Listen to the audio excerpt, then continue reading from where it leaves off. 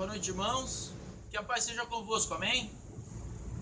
Eu gostaria de compartilhar com vocês esta noite uma mensagem que se encontra no livro de João, no capítulo 1, versículos de 1 a 5 e de 10 a 14. E a palavra do Senhor, ela diz o seguinte: no princípio era o Verbo, e o Verbo estava com Deus. O Verbo era Deus. Ele estava no princípio com Deus. Todas as coisas foram feitas por intermédio dele, e sem ele, nada do que foi feito se fez.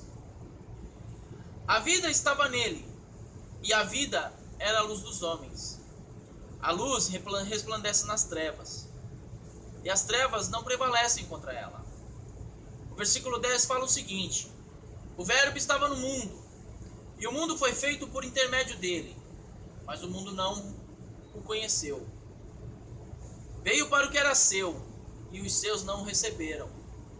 Mas a todos quanto o receberam, deu-lhes o poder de serem feitos filhos de Deus, a saber, aos que criam o seu nome, os quais não nasceram do sangue, nem da carne, nem da vontade do homem, mas de Deus. E o Verbo se fez carne e habitou entre nós, cheio de graça e de verdade. E vimos a glória, e vimos a sua glória, glória como do unigênito do Pai. Amém? Irmãos, Jesus Cristo, o eterno Verbo de Deus, se fez carne. Ele acrescentou uma perfeita natureza humana à sua natureza divina. Como Paulo explicaria mais tarde, em Filipenses 2,7, Jesus ele assumiu a sua forma de servo, tornando-se semelhança de homens. Como Deus encarnado, ele uniu para sempre as suas duas naturezas, uma inteiramente divina e a outra perfeitamente humana. E ele habitou temporariamente entre o seu povo, como um perfeito Deus homem, que era Jesus Cristo. Da mesma forma que manifestava a sua glória no deserto, no tempo do tabernáculo. Só que agora Jesus estava manifestando a sua glória em forma de servo, em forma de carne. No tabernáculo, a presença de Deus, ela era representada por uma nuvem que cobria todo o tabernáculo. Essa nuvem, ela marca o cumprimento da promessa de Deus ao seu povo, pois Deus havia prometido a Moisés que ele andaria no meio do povo. A Bíblia fala que quando a nuvem andava, o povo andava. Quando a nuvem parava, o povo parava. E o povo só voltava a andar quando a nuvem levantava. Então João, agora no capítulo 1, ele nos conta o nascimento de Jesus de uma maneira diferente daquela que nós estamos habituados a escutar, a ouvir. Diferente daquela que nós conhecemos.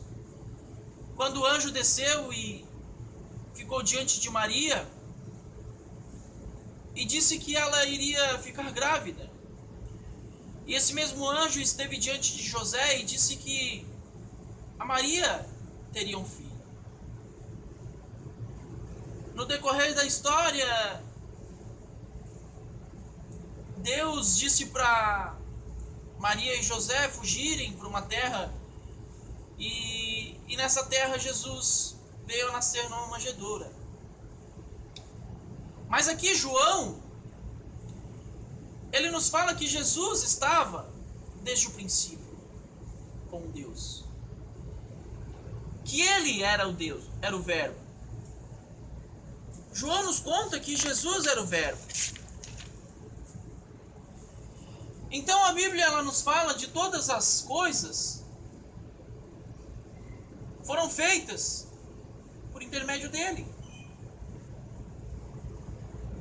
Então, João, como um homem escolhido de Deus, para anunciar o Evangelho, para anunciar a vinda de Jesus, ele começa a anunciar que agora o Verbo ele estava no mundo, avisando a todos que agora o Verbo saiu da sua forma divina e assumiu agora, adotou agora a sua forma de servo, a sua natureza humana. Tomou a sua forma de servo, tornando-se semelhança de homens. Então João começa agora a anunciar as boas novas e passa a informar a todos que Jesus veio ao mundo para os seus. Porém, irmãos, os seus não receberam. Hoje, irmãos, muitos de nós somos assim. Somos evangelizados, somos alertados sobre Jesus, somos avisados sobre sua vinda. Mas infelizmente, irmãos, nós não estamos dispostos a conhecê-lo.